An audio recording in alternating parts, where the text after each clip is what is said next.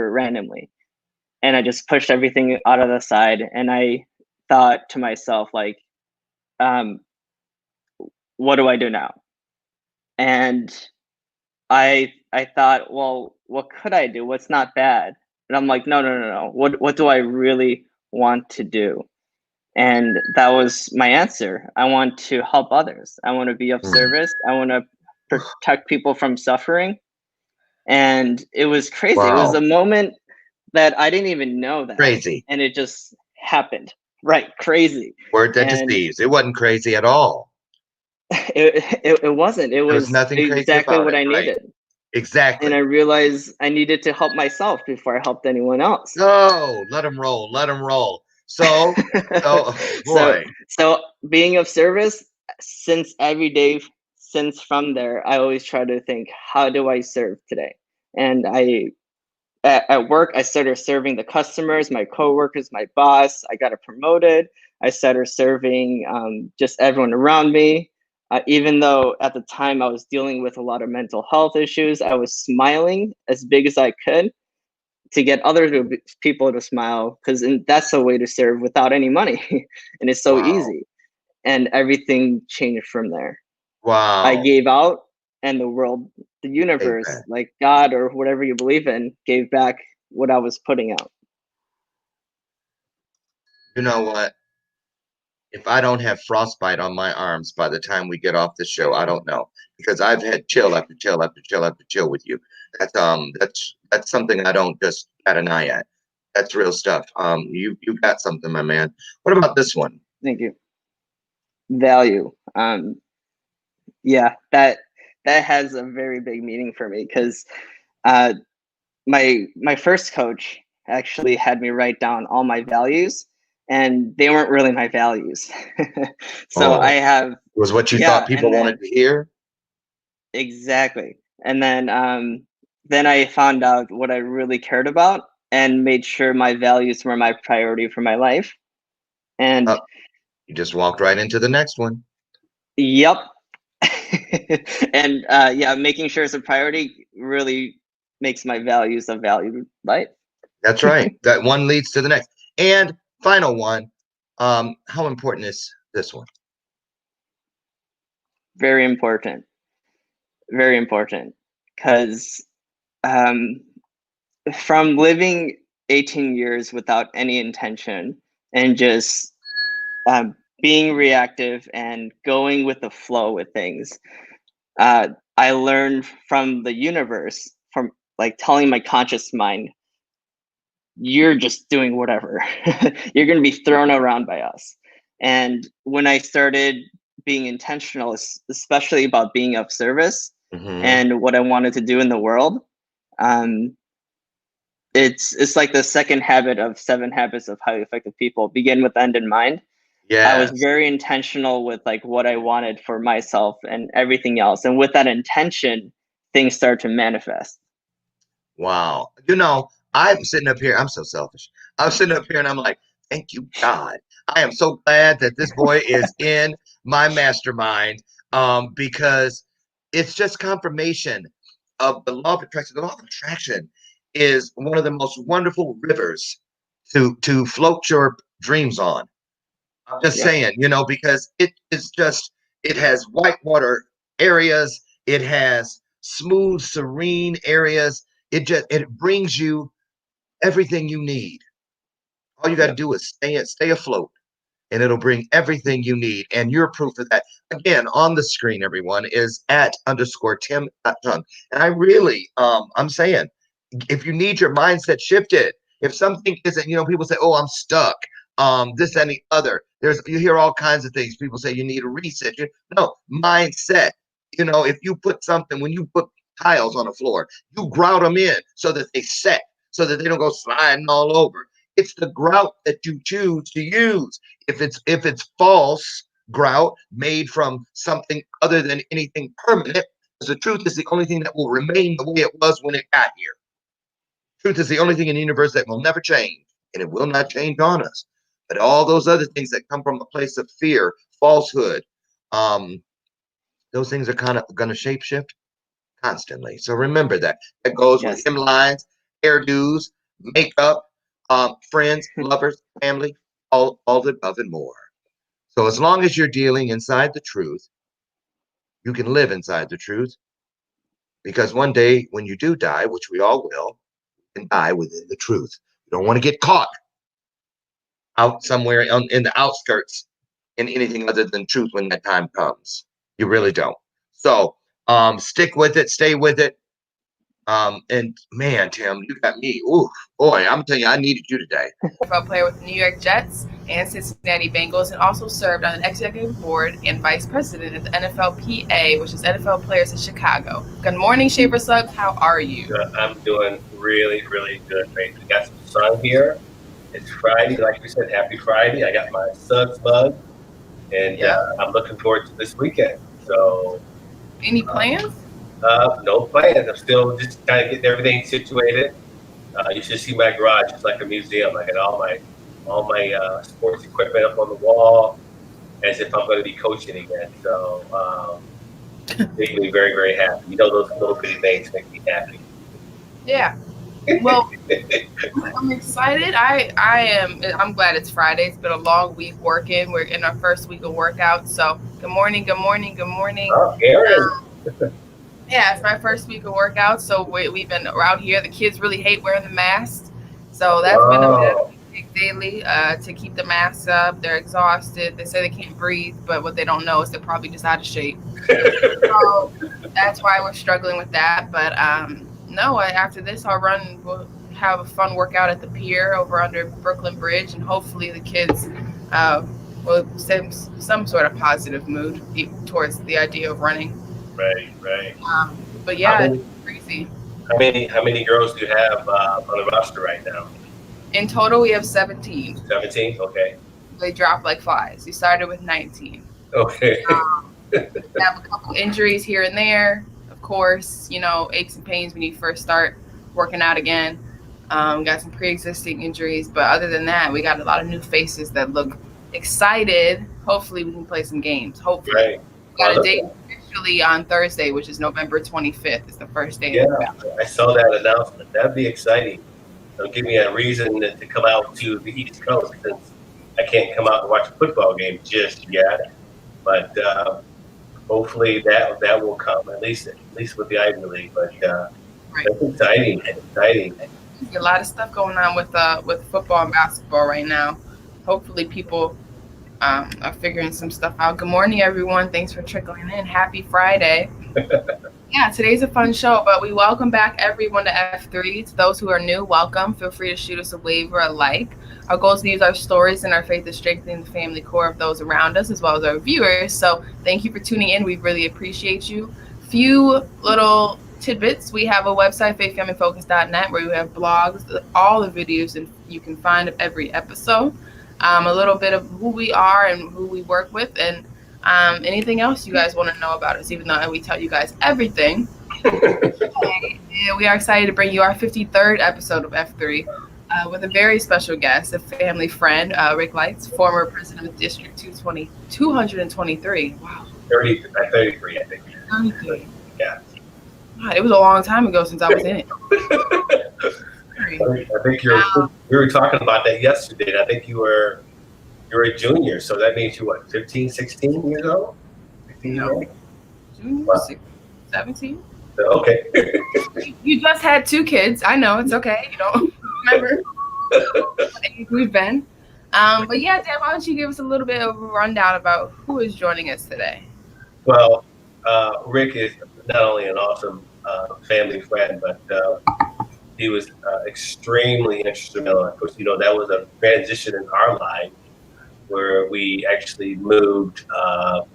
There's Rick and his beautiful family. We just saw his lovely wife before the show. And there's Rick making, I think, a commencement ceremony.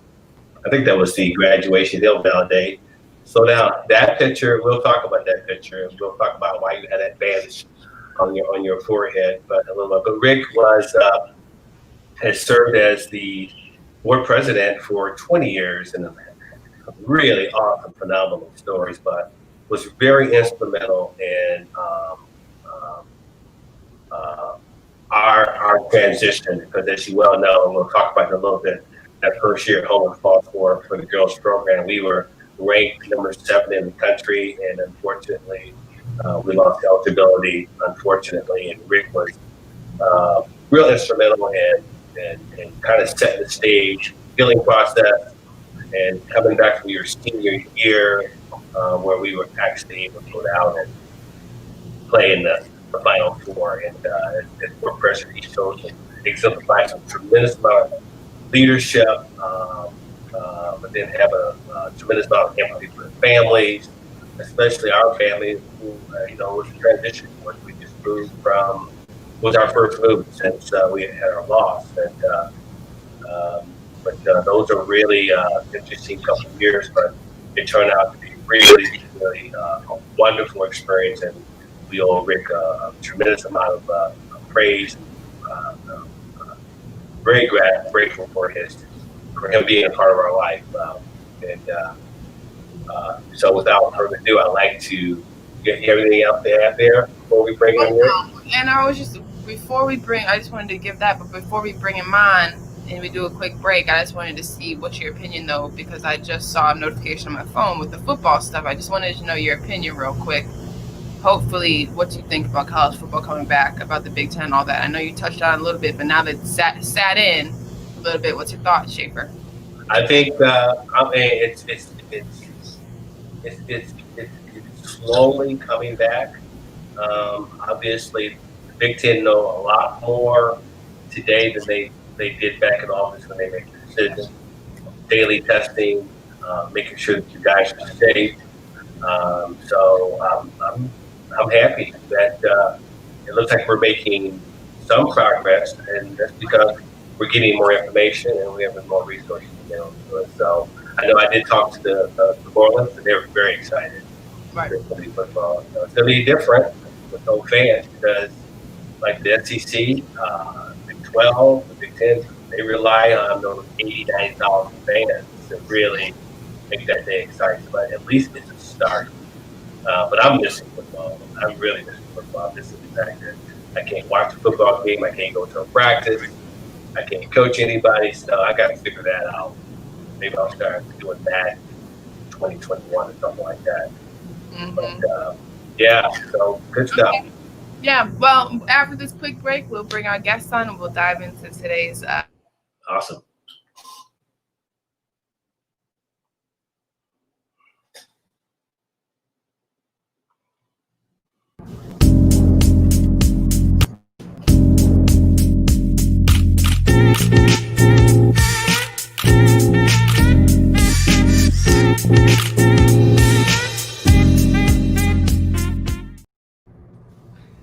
Hello. Welcome. Well, good morning. Thank you. Good morning. How's everyone? How are you? All right. Well, we are excited to have you. What's been up? What is new? We know you are in retirement. How is that going? It's going well. Since about mid-March, it's been SIP for me. And it's, of course, my choice. So it's been good. I've had a lot of time, a lot more time than I thought I'd have, just to reflect on things. This is the anniversary today of my 10th year of retirement, and it's been good. It's been very, very good. So I've gotten some tasks that I've promised I'd do with my home over the years. I've had time to do those things. I put a lot of water time in the backyard so that I can keep myself in physical shape. And it's just pretty much been, what I've wanted to do and some of the things that I've needed to do. So that's been it. Kathy's been home. HF did decide to shut down on the 17th of March. So she's been working from home. She's in the English department. And it's been good. We've had a lot of quality time. We spent a lot of time together. We've done a lot that you wouldn't think you'd be able to do. So it's been good. A lot of reading. I've caught up on a lot of reading over the last 6 months. Small blessing in disguise for a pause button. That's what I've been saying a lot. It's just time to do things that we haven't had time to do. Yes. But Dad, you touched a little bit on the story, so why don't you take it away about how the IHSA state tournament time, that experience, how we really got closer with Rick and his family and all this stuff. Well, I tell you, you may not remember this, but I remember when they made the ruling that we could not play in the finals. We were all sitting parents at the meeting, and I was sitting off to the side, and I was watching Rick, and because it was obviously a very emotional time for not only the girls but the family, and I was watching, and I didn't really know Rick. I don't know if you know this, but after that meeting, I found out who he was, and I was not only impressed by how he handled that really very emotional situation, but through the whole process of us not being able to play, then afterwards how he was able to help navigate what I call a healing process. I know that you really struggled with possibly coming back your senior year because it was just such an experience. But just having conversations with Rick and just having his insight on maybe some of the causes of what happened, and just kind of brought everything back to a place where I felt our senior year was really wonderful. And I don't know, Rick, if you want to kind of share a little of your insight on that, but you were tremendous. Just with your experience over many, many years, of course, people don't know that you have a sports background too, and you were you had a pretty good lens on the dynamics, political dynamics of what was going on with the IHSA, and just was able to just kind of make things right. And I know, unfortunately, we never did get our season back, but got our coach back. We were able to go back our senior year, and we were able to do some really, really good things. I know that one of the most memorable moments was, I think, after we beat Marian Catholic. I don't know if you remember that game of Marian Catholic, and you were standing there with Faith after the game. Faith, you still have that picture, I think, that one there. Yeah. But before you dive into what you remember about that game, maybe you just want to kind of touch on the IHSA experience that you had. Well, the IHSA, has two histories. One is the history as an organization that represents, by and large, its domiciled downstate outside of Springfield, and it has a downstate history. And then it has the CPS, the Chicago Public School history. And for obvious reasons, and I like this blog. I've looked at some of your episodes, and it's very positive. And so I won't focus on the negative side of it, because I think we can all figure out what the issues are. One of the things HF learned as our population began to metamorphosize from when I came on the board in '97. When I moved to Homewood was Crosspoint High School had probably 5% of the student body was of color. I came on the school board in '97, and between '97 and the time I left the board in 2017, we shifted from about that particular metric to a metric that now looks like about 70% of people of color and all others. So when you talk about IHSA, and you talk about the history there, and I got a lot of background, I had a lot of help with the pain that we all felt with what happened with Marty Hickman and that crew. And I had a lot of it because in my fraternity, which is kept out the side, I had a number of people who were very, very steeped in sports. Walter Smith, J.W. Smith, ran all of CPS, all sports, when Paul Vallis was the superintendent with Londine Davis. George Stanton won 2 state championships with Whitney Young. And so subsequently, he had found himself on the sad side of the Hickman crew. Right. And of course, you know what that thing was about. People kiss the ring, et cetera, et cetera, et cetera. They pit the best teams in the Chicago metropolitan area. They pit them together to knock out, so the best teams knock out the second best teams, so that when they get downstate, they really only have to whistle out one or two teams. And so knowing that, there was a lot of angst built up in me in dealing with IHSA, but I had a lot of help. I had people who, like George Stanley, said, Rick, you make them the IHSA. You put their feet to the fire and you test them and you push them. You make them make tough decisions. And of course, you know how things worked out with Coach Smith. Literally 1 week after, they found out that we would make our admissions, et cetera, which every school could have made, by the way.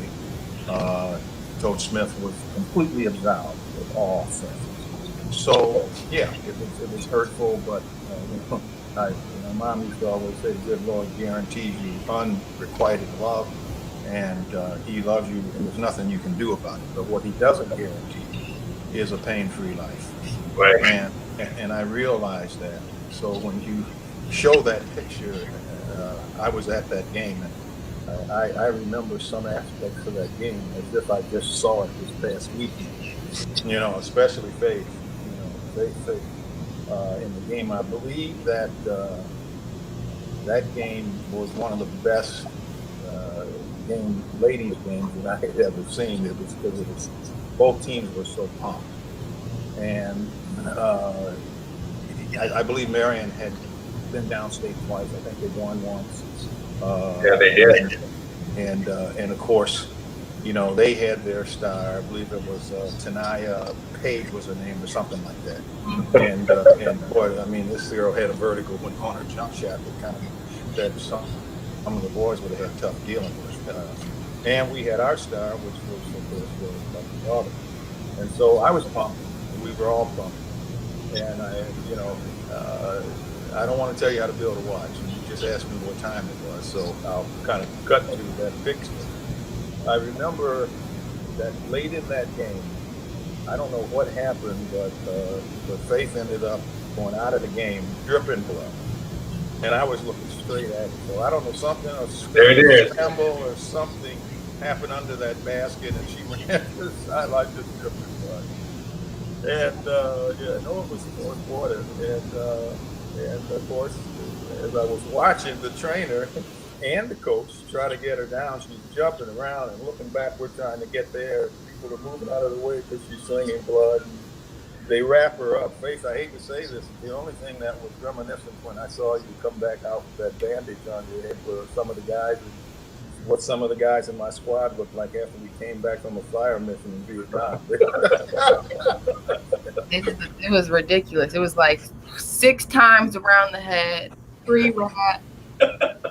Yeah, and I remember Tony Smith. I remember when he finally said you were jumping and pulling and trying to get back in the game and trying to calm you down. And when he finally said, "Okay, go back," he ran out on the court. He had to grab you and say, "Wait, you do have to go to the scorer's table and report in."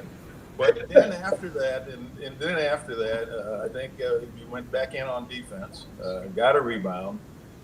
Came down, went over to the left corner in front of your bench and dropped the 3-point shot. I said, "My God, that's just unbelievable." And of course, you won that game. We beat that team. It was a great game, and for sports, when you love sports, it can give you a high that you just can't ever resist. But it was a gut check without question. Yeah. And I remember that and a couple of other things. But go ahead. I don't know if that sums up pretty much what I remember anyway. Yeah, and I think that you touched on a big point, which was something in that time period, junior year, was something that I had to realize at why we were, all the attention was on us and why all the criticism was on us. And that was something, I think that was a moment my eyes really opened to kind of what IHSA was about, but also kind of like just in general Illinois history of sports and basketball. And Yes. no matter how great we were, and we did a lot. We went out of state, we traveled, we played against literally the top teams in the country, which is great publicity, great stardom for the state and for our sports. But it didn't really matter when we came back, because at the end of the day, they still took it away. So that was something that was really eye-opening for me at the time, that we really were our own little support system within the community. And Coach Smith, I think, handled that really gracefully too, because it was not fair and it was hard. Yeah. Especially the seniors that year, for sure. I couldn't imagine. And it was just eye-opening. I know, Dad, you and I spoke about it a lot, and even while we look back on it, I just say and kind of see from our own experience of it. And I remember the Rainbow Coalition, everybody got involved. It was crazy, but it was like everyone's eyes were on it, because it was hard not to point out what it was. It really was. It was hard. Right. Well, it gets back to some of our today's narrative, right? About some microaggressions that we all experience, and behind, we behind closed doors, that stuff was existing. When I was playing, I know Rick, a little bit older than I am, but some of that stuff exists. And for you, for the first time, to have visibility to unfairness, perception, injustice. Coach Smith was the USA coach of the year, and now was coach U.S. Olympic coach, but then he did all that through. But as I talked before, when I was talking about Rick, our following year, although we had a very good coaching year, we overcame a tremendous amount of adversity. The girls came together, and we went down 8, and we were the final 4. There we are. Yeah. It's just a tremendous experience. Yeah, I can believe it. Unfortunately, I was out of town on business, and I never had the opportunity to get downstate to see that game. But of course, the guy that was standing on the left side of that line as he faces us, that's the good Dr. Mansfield, would have me on quick dial, and he was giving me blow by blow. Always to the left, yeah. Wonderful man. Yeah, he's a terrific guy. He's still one of my dearest friends now. And but I do remember at McCall that game. I believe young Mrs. Bishop hit her only shot of that game, which happened to be a 3 to put that game in the record book, as I recall. Yeah. And after that, of course, Faith. One other thing too is that I noticed, and your father would have noticed that in the New York Minute, and that is that team in your senior year, because you lost some really good players in your junior year. And so, of course, you wonder how, who's going to step up and replace, especially that hot guard. But boy, I'll tell you what, you became more of a team. But clearly, it was your team. I think young Mrs. Rubin started stepping up. Her footwork got to be so much better between her junior and senior year. And so she came up pretty big against Marion as the junior too. But it became your team, and one of the things with education that you like, and one of the things that drives the board member, if you're there for the right reason, is that you see the developmental aspect of young people. And I said, here's your daughter who's arguably, I said, don't go one more inch, because if you do, I'm going to be angry with you. But here's a 6'2" young lady, who was so poised, and quiet, and had a quiet dignity despite some really tough things in life. And it always fascinated me to see you and to see a lot of your teammates. But I always had to remind myself that despite the fact that once you put that warrior paint on and get on the court, you're just good athletes, you're still only 15 or 16 years old. And that's the tough thing to realize. And I think the thing that Ron and I agreed with 100% is that when adults, to the detriment of young people, promote their agendas without any remorse, That's the thing that just makes you want to rip their throats out. So, but back to McCauley. After that game, of course, it was a great game, terrific ending again with the 3-point shot, and I remember talking to you in the middle of the court, and I said, one of these years, I'm going to ask you who the MVP of your senior season was. And I said, you probably won't know where I'm going when I ask that question. But I think the answer I was looking for is the MVP for you, given what you're doing now, given your career at Duke, and your future. I think your MVP was Marty Hickman.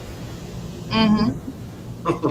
I think, and I remember that. Told you she remembered it.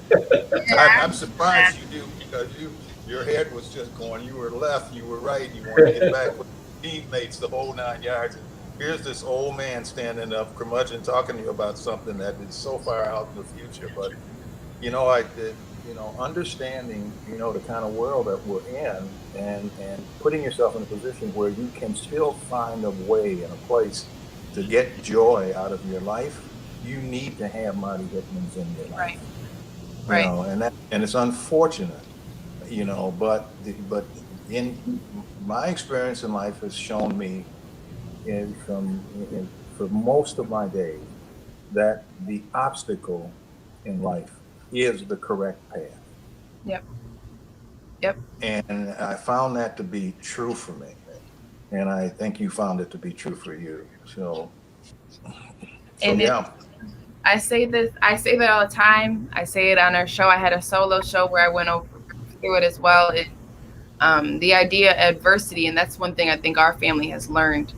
Devin and I mostly, I mean, Dad, obviously you, but Devin and I growing up and still in the first quarter of our lives, learning that adversity is something that instead of wishing it didn't happen, you appreciate that it happened, and you look at it more as a hidden silver lining blessing, an obstacle that God put in your way, instead of something that tried to stop you. We now can look at adversity as a lesson, as something that builds you stronger, because they're kind of like grace notes, right? You look back on them and you're like, well, if I didn't have this adversity, where would I be in my life? If I didn't have this experience, where would I be in your life? And you can't even imagine how your life would be, because you see how so much positive can come from something that was so hurtful or painful or a struggling experience. So you're 100% right. Like people like Marty Hickman, they're all over. We all have somebody. We all have experienced an experiencer like him, or he comes in the eyes of an event or a job loss or something like that causes some sort of detour in our lives. But it serves as a great lesson. And that's 100% something I always talk about. Dad knows I always talk about it. And I'm sure it gets annoying to him, because he's always like, why does she never struggle with adversity? But it's like, because you always know that there's something on the other side. You always know there's another path. If there wouldn't, it wouldn't be thrown at you if there wasn't a solution. You know what I mean? Absolutely. And that's really true. And so, and we see that, and we can philosophize, and in your show you'd be late for practice today, but yeah. And I think the thing that I like most about your personality, and the thing that always stood out to me, was your poise as a young lady, and your poise is still a young lady, but with a lot more experiences. And good God, Schaefer, who's Defensive Player of the Year, taking 100 charges? I mean, that's the Atlantic Coast Conference, isn't it? ACC, yeah. Yeah, that's the Atlantic Coast Conference. I mean, that's Clemson and Florida State, and I mean, you're not playing against Mick the Moke. These are Notre Dame. These are serious. Notre Dame. These are serious athletes. So you've been a tough cookie, and you can leave the basketball court and go straight to the runway and be just the lady that you are. So it's I told him about the over 90 push-ups that you did. 90. Oh God. 91. 91. Oh, God. Yeah. 91, and I will never do it again. No. Not doing that again. And your Well, whole here body I would- shaking, your heart hurting, your legs hurt, your whole body push-ups. I'm never doing it again. Yeah. Well, Faith, here's something to help you out. I was an airborne ranger and a squad leader in Vietnam. And I can tell you this, in my whole life, I have never done 90 push-ups. Well, because nobody in their right mind would do 91 push-ups. I don't know why we did it. It was funny because the story is, so you have to do 50 push-ups in order for you to get cleared to go to practice. Yes. And so we're freshmen. When I came in, I only did 21 push-ups, right? And you have to like touch the plate, like they put the plate in front of you. And so by the end of my freshman year, we didn't make the tournament. So we all got 50, right? It was like a goal that we got. And my sophomore, junior year, there was a new kind of we trying to figure it out that the push-ups is something like if you practice it, but you also have to train certain muscles. You can get 90, we were thinking 60, right? Or 70. Sure. We got to a point where we got to 50, and then I got to 60, and then I got to 91. And it's funny because the next year I got I think I did 70, but it was this mentality amongst the team and the program that it was like now 50 isn't enough, right? Sure. So I did 91, but then that's not the most. Like Lexi Brown then did 100, and then my roommate Kyra Lambert got 104, and then it kept going back and forth. That was the most that she had ever seen kids do push-ups in her programs, either from Michigan State to Duke. That was the most, right?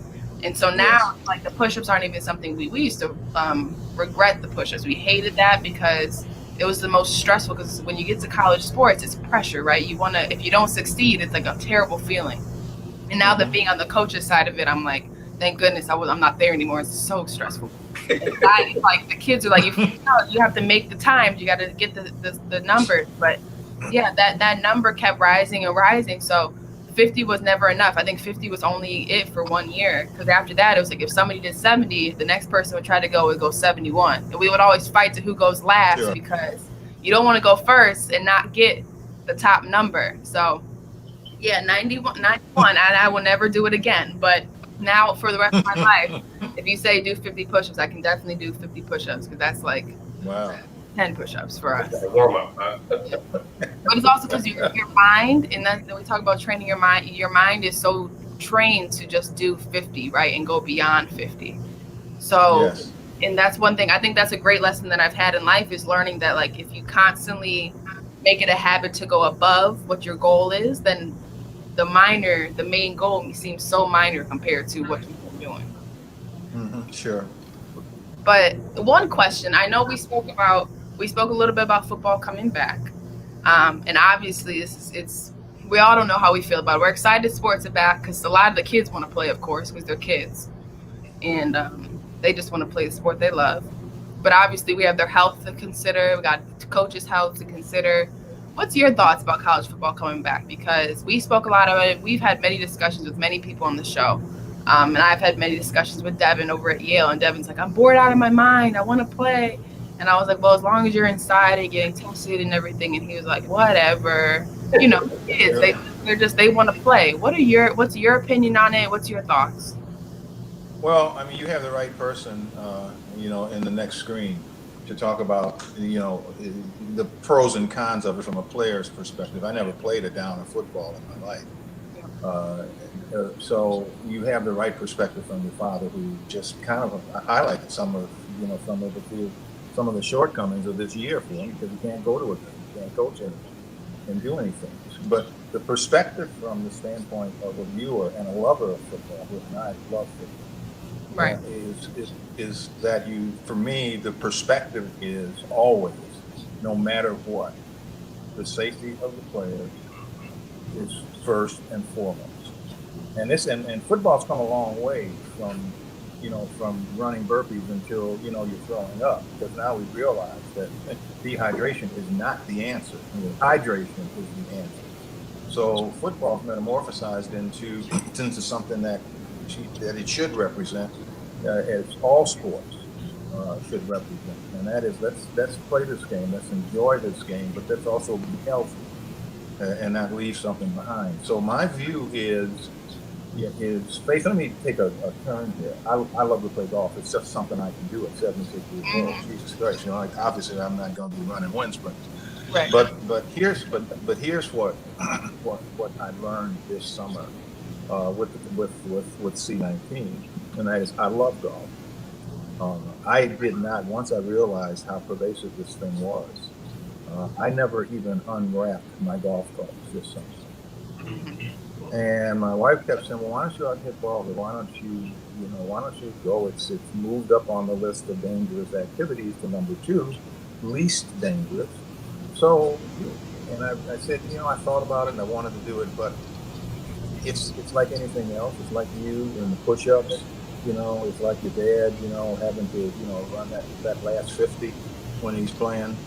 If you can't do things with every aspect of what it represents to you, I don't like doing it at all. Right. Okay, so if I can't go out and hack up the golf course and then say that's okay, I think it'll be next week, but in the meantime, I'm going in and sit down and I'm going to sit down with 35 guys most of whom I really like and enjoy, and we're going to talk, and they're going to say, Rick, boy, you did things that golf balls were never created to do with that ugly swing. And I'm saying, that's okay, I'll get better. But the whole 9 yards, everything that goes into playing golf speaks to connectivity. And I realized that if I can't connect in a way that I grew up with my friends and people I care about, and more importantly, if I could represent a threat to them, if I violate some of the science, some of the approaches, and some of the suggestions about how to avoid this awful virus. So I said, that's not for me to do. That's not golf to me. So I think with football, if I can't be in the big house, with the other 130,000 fans, or I can't go to a football game and run into people that I've known over the years and give them a hug, and talk for a minute and without being 6 feet away from them, and then looking back to find out I'm only 1 foot away from the person behind me who is coughing. That's not fun to me. What's fun to me is to be able to stand up next summer when there is a proven vaccination, and stand up next summer when all of my friends have come through this. I've lost 3 friends since March to the virus. And the one that really got on me was a guy named Philip Cooper. If Faith Schaefer, if there were 8 days in the week, Cooper would have been in the gym working out on the 8th day. He was diagnosed with COVID on April the 2nd, and he was dead by April 9th. Wow. And I said, my God, if that tells you anything, a guy that got smacked around in Nam and had, ischemic heart disease as a result of Agent Orange, which was the defoilant they used over there to clear the jungles out. I said, and I know darn well I'm going to give it its props. All right. So I've made my mind up that I'll figure out what to do while I'm sheltered in place. So that's my answer. It's kind of a convoluted answer, but I think that as long as the opportunity exists for one athlete to go down by something ugly than a well-timed hit, it's not worth it for me. Right. It's just not worth it for me. That's a great answer. I know Faith is frozen for a second. There she is. I feel the same. I feel the same. I mean, especially we don't know the long-lasting effects of it, but I do like the progression. I mean, make a decision, and I know that Yale made a decision back in early July, but they have all the scientists, they have all the, the advanced scientists over there, and I feel very comfortable. It is difficult, again, not to be able to watch the game, but to your point, just what you shared. I mean, until we know that there is vaccine, that there is something that people are not going to follow protocol. You'll get into the stadium. I watched like one program. Okay, and I watch people. I watch when I walk through. I mean, people are still struggling with just kind of following and taking it seriously. And across 3 people, really understand the dynamic. Yeah. Yeah. Yeah. But go ahead. I'm sorry. Well, I mean, it's hard. And you know what? It's hard because there's so much. It's hard because normal for some people is their way of life, their income. And then a lot of these kids, I mean, they're not getting any younger. They're worried they'll never play again. So it's a lot. Everybody obviously has a reasoning to why they need to play, why they want to play. And then everyone also is like, no one knows what this virus can cost you in the long term. You don't know how your body will personally affect to it. So it's scary. It is, and it's hard. And I'm glad, I say this every show, but I'm glad I'm not on the board of any NCAA, any schools, because this is a hard decision to make. It's hard because, and that's why there's really no solution to this. And that's why it's like you just hope that they test the kids regularly. They have the resources ready for these kids, because that's really the best you can do, is try to be ahead of it before it happens. Because, I mean, every university has now had student athletes who have tested positive, or faculty or classes. It's just scary. I mean, I said the other day when I was watching Notre Dame Duke game, they had people in the stands, and it looked like they were packed house. But it was like they had been virtual learning for a while, and they had been. So these are like outside people coming in, fans, season ticket holders coming in, and it's just integrating with the students and the student athletes. So it is going to be interesting. I'm interested to see how the Big Ten handles it, because they definitely were the ones putting their foot down, but they only lasted a month. So we will see, because there's a lot of money on the line for this, and a lot of people's jobs on the line, a lot of kids' futures. So hopefully they're taking the precautions they need to make sure these kids are safe if they're going to take these risks in a way. Right. We know what I heard. And if a kid tests positive, they're out for 29 days. Interesting. So they're testing every day. So the flip side of that is that most of these Big Ten teams have a huge amount of kids on that roster. They're over 20 kids. But, I heard Levy spent on these kids are really understanding the importance of being responsible when they get off the field, because they do have to go back into the mainstream population when they get out of practice. Yep. Because basically, 29 days, your season's over. Absolutely. What we have left, 29 days, your season is over. By being so, those are the kind of things that I like hearing, because it's a matter of being responsible, wearing your mask, whatever it was reminded. It's about that. Yeah. So appreciate the feedback on that, Rick. That was really good. Yeah. Well, it's not an easy thing to say. Right. I mean, that's a big part of Faith's life right now. And I know that but those are tough thoughts to have. But from the standpoint of being responsible to a certain extent for children, and I was not an educator, I'm not a trained educator, or any of that. Board members do different things. Our job is to clear the pathway and to provide the resources for teachers to teach, administrators to administer, and for us to provide all of the protections that are necessary to go into a community. And a school district is a community of people. You have certified staff, you have food staff, you have cleaning staff. Those are all important people who this thing does can affect any of them. And you need only make one mistake in this thing. You need to inadvertently rub your eye, or put your hand up to cover a cough on your mouth, and you could contract this thing. And to me, that's frightening. When I was in service, which was a big part of my life, because I didn't want to go. It took me right out of grad school. I never went to some place 9,000 miles from my home, to live behind a rice dike in fact. So I was very angry with it. But the one thing I see that we talk about in group therapy, is that those enemies in daytime mission you could see, and you could respect them, because they were fighting for something that they believed in, and we were. This virus you can't see.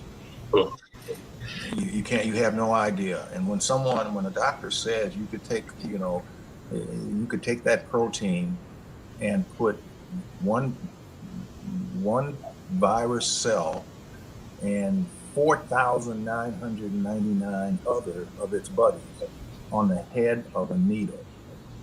That's how small it is. I said, my God. And it only takes one for them to replicate. Yep. All right. So I said, Jesus, I mean, how do you fight that? Well, you know, you don't fight that by listening to people who know everything and don't know anything. You fight that by listening to people who at least have some training and have some experience with it. So Faith, I don't say anything to put you down. I think what you're doing with the right thing. And to answer your question from my perspective, I believe wholeheartedly that the Big Ten, the Big Eight, the Athletic Conference, ACC, I think they're all doing the right thing to protect their athletes. Right. And I really do. I have a lot of confidence in that. But despite your best efforts, you know, you've seen those people who do everything right and they're taken away from you. And you said, why? You know, why would you take away that person who was the epitome of good? And there is no answer to it. Other than that, it's life. It's a bitter pill. But people have to, you know, have faith in that they can continue on. Right. That's the theme of your, of your program, and I like that theme. I've lived that theme, and I believe in that theme. So it's, we're in tough times. Right. There's no question about it. We're in tough times, and my goal, I tell my wife all the time, for my wife, my kids, you know, I can't hug them and keep them in this house with me. My daughter. It's, you know, you survived 4 years of college away and 5 years, you know, in Columbus at Abercrombie away, and now you want to move downtown to, to Little Italy. I don't want you to do it. I'd rather you stay home, but that's not realistic. Yep. You know, so I just say my prayers and I say, God, take care of my family. You can do a better job of taking care of my family than I can. And I have to just accept that, you know. So I don't want to get too prophetic. I promised your father that I checked my watch. Well, no, but let me change gears a little bit.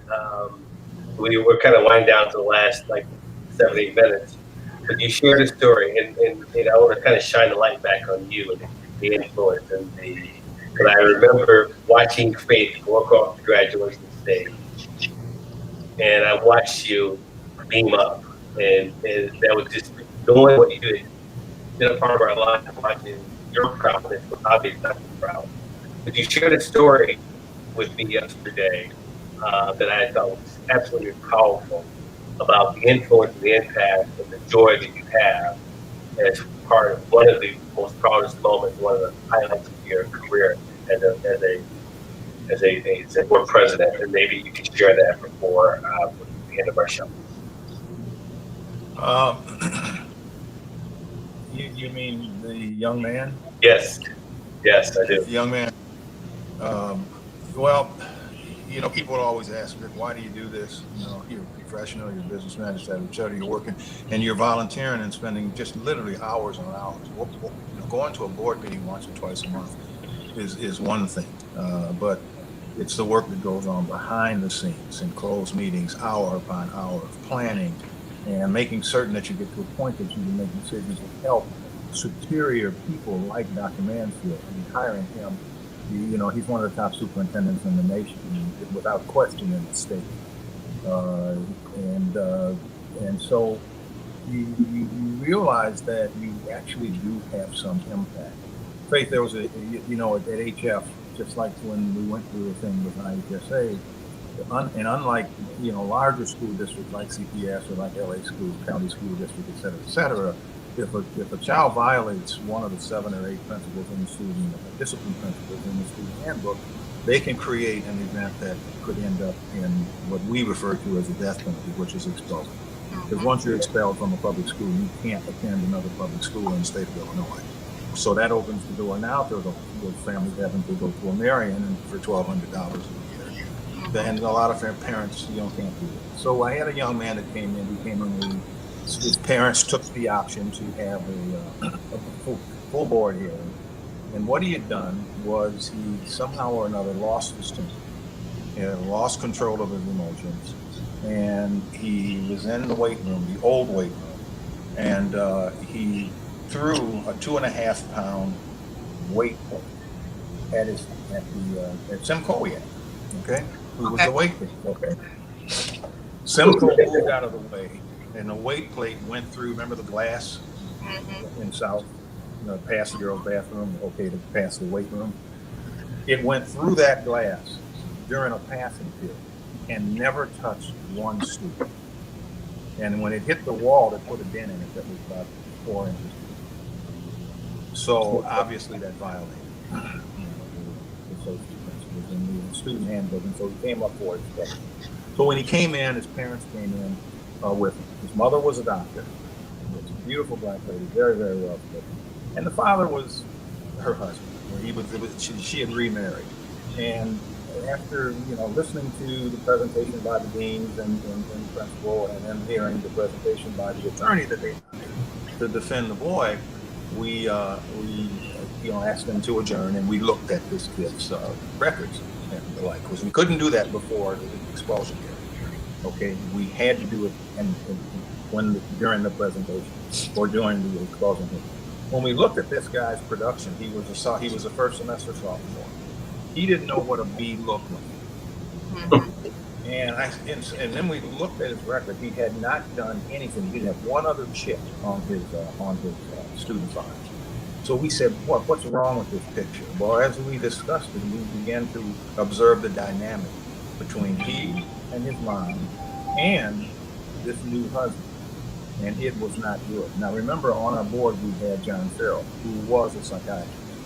And he gave us some insights into what might be going on in his home, which later proved to be pretty good. And so the Delta program, as you know, was our alternative to expulsion. I had a big hand in creating that program. And so we said, look, I asked the question because we couldn't reach a decision. I asked the question at the board. I said, does this young man frighten anyone? And he was about 5'8", and he was kind of a slight young man. And so we looked around, and then I said, no, he doesn't frighten us. He seems to be a nice young man. I said, I'm of the same view. So I asked for a motion to put him into Delta for the 1 semester. So, we remove them from the student population, put them in the Delta in the North Building, and they get an opportunity to work back. He never missed. He continued straight on as a straight A AP student. So fast forward. Unfortunately, your graduation was in the gym, where we had to have those steps. I didn't think we'd ever stop rising. We came up and walked down, and those 4-inch heels. I said, Jesus Christ, thank God there's not one more step. Because faith is grown so much at God Almighty. But at any rate, so this graduation was outside. Matter of fact, that's why I sent your father that picture, because that was the commencement. And so I looked out as the kids were coming up to receive their diploma, and we give an opportunity to shake hands. And to shake hands, we hand them their diploma, and they get an opportunity to take a photo. And if their parents ask us, they can come up and take a photo too. And so this young man's parents had asked. And so when he came up, he was like you. He came up and he grabbed my hand, and I'm looking at him, and he's about 6'4.5". And so I get ready to let go, and he wouldn't let go of my hand. And I'm saying, I wasn't weak. He had my hand. I said, thank you, young man. Is there something else? He said, do you remember me? And I looked at him, and I didn't. And I said, I was panicky. I said, well, no, but you've grown so. Well, what student doesn't grow a little bit? Okay, in high school. So he said, and he told me his name. And I thought about it for a minute, and then he said, I want to thank you for not pulling up the ladder on me.